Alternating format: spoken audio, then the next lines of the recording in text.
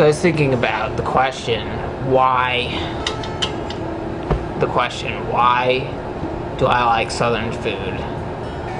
I think that this is the reason why I decided to go south on my vacation, because however trivial that question might seem, it had some deeper psychological underpinnings for me. On a Tuesday in July, my family left St. Louis and headed for the south. We descended into Memphis as the sun set, looking for dinner, looking for barbecue. The Cozy Corner was our barbecue rest stop, a restaurant that almost edges up onto a Baptist church across the way. Famous for Cornish game hens and bologna, the Cozy Corner is well traveled by celebrities and Memphis residents alike. I've been obsessed with barbecue since my adolescence. The masculine adult closeness of grilling demands the maturity that high schoolers crave. And so I learned to barbecue and to cook collard greens with fat, glistening hog maw cut up into the pot liquor. When I left for college, barbecue and Southern cooking were ways to stay in touch with my dad and family in St. Louis. The lexicon of barbecue is my mother tongue. The taste of ribs, my mother's milk. And so the question arises, why do I like Southern food? And at first I thought that the answer was, well, I grew up in St. Louis where we did have a lot of, quote, Southern food.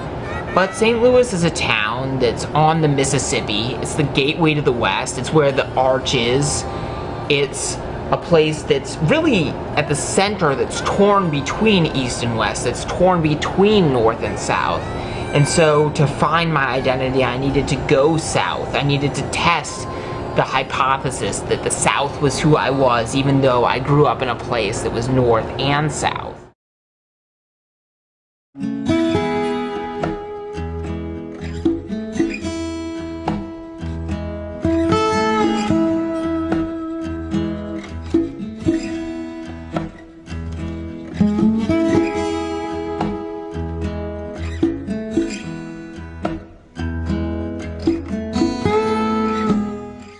In 1959, Grace Whittington bought the dinner bell from Jack Corbett and opened its current building, which was originally the home of John White.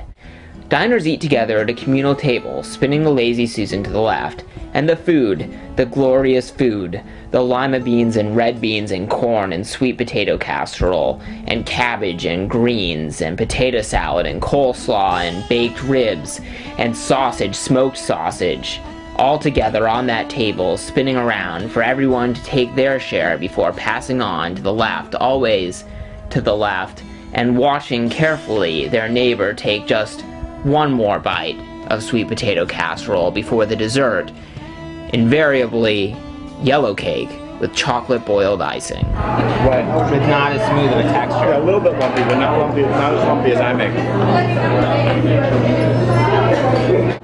I wanted to go to the South so that I could come face to face with this food that had become such an important fantasy for me. Gus P. Hanses opened Nicky's West in 1957, and today Pete and Teddy Hanses run the place.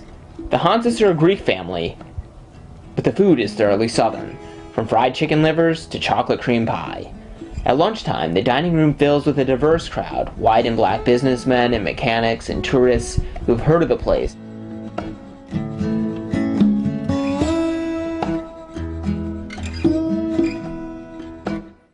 Know what you want to order before you step up, because the line shuffles forward fast.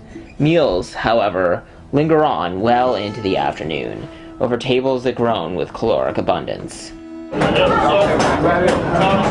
What other vegetables did we try? You tried the black-eyed peas. I want to taste them. What did you try? What was this one? Spinach?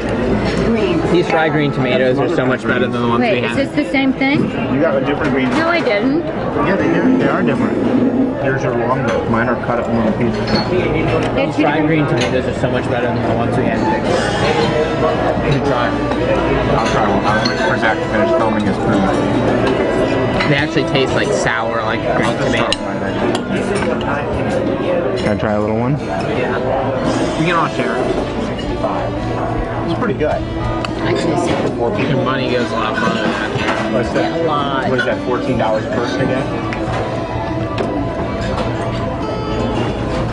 I actually think that I like the chocolate better than the coconut. Really? I wasn't into the coconut. It was wasn't okay.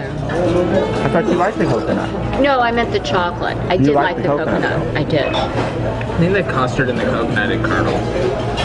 Yep. I just Custard texture. Okay, now I'm really Is that full. bad? Well, it's supposed to be like smooth, right? No. So you're gonna drive or you just sleeping? No, I can drive. I just need to walk. Because living in the north, I think that and in America in general, you're constantly made to feel bad about the food that you eat.